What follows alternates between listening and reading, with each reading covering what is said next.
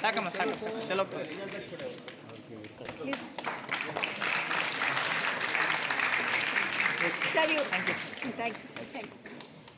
ಒಂದು ವಿಚಾರಗಳನ್ನು ಹೇಳ್ತೀನಿ. ಹೊಸಲ್ಲಿ ನಾವು ಇದೇ ವನಮಹೋತ್ಸವವನ್ನು ನಮ್ಮ ಮೈಲಾಂಡಹಳ್ಳಿ ಮುರಾರ್ಜಿ ದೇಶ ಶಾಲೆಯಲ್ಲಿ ಮಾಡುವಾಗ ನಾನು ನಮ್ಮ DFO ಸಾಹೇಬರಿಗೆ ಒಂದು ಮಾತು ಹೇಳಿದೆ.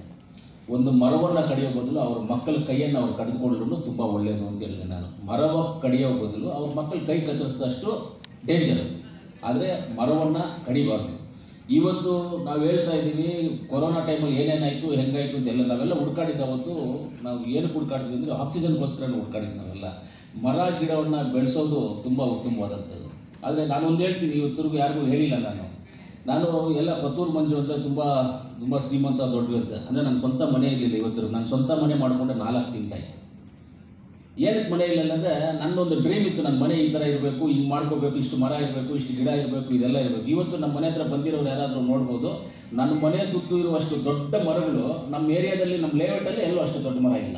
ಅಷ್ಟು ದೊಡ್ಡ ಮರ ಇದೆ ನಮ್ಮ ಮನೆ ಒಳಗಡೆನೂ ಅಷ್ಟೇ. ನಾನು ಅಷ್ಟೊಂದು ಗಿಡ ಹಾಕಿದ್ದೀನಿ. ಆಮೇಲೆ ನಮ್ಮ ಮನೆಯಲ್ಲಿ ಇವತ್ತು ಪ್ರೆಸೆಂಟ್ ಇವಾಗ ನಾನು ಇರೋ ಮನೆ 4 months ಆಯಿತು ಮನೆಗೆ ಹೋಗಿ.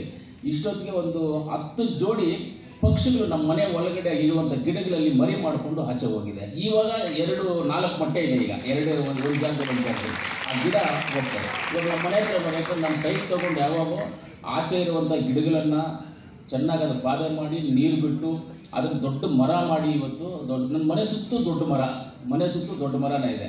ಅಂದರೆ ಸುತ್ತಿರೋರಿಗೆ ನನ್ನ ಮನೆಯೇ ಕಾಣಿಸಲ್ಲ, ಅಷ್ಟು ಇನ್ನೂ ಬೆಳೀತಾ ಇದ್ದಾವೆ ಮರಗಳು. ಏನಕ್ಕೆ ಮಾಡ್ಕೊಂಡಿದ್ದೀವಿ ಅಂದರೆ ಆ ಗಾಳಿ ವಾತಾವರಣ ಅಷ್ಟೆಲ್ಲ ಇರಬೇಕು ಅಂತ. ಇವಾಗ ಬೆಂಗಳೂರು ಅಂದರೆ ಎಲ್ಲರಿಗೂ ಗೊತ್ತಿದೆ, ಪೊಲ್ಯೂಷನ್ ಎಷ್ಟಿದೆ ಅಂತ ಗೊತ್ತಿದೆ ನಮಗೆ.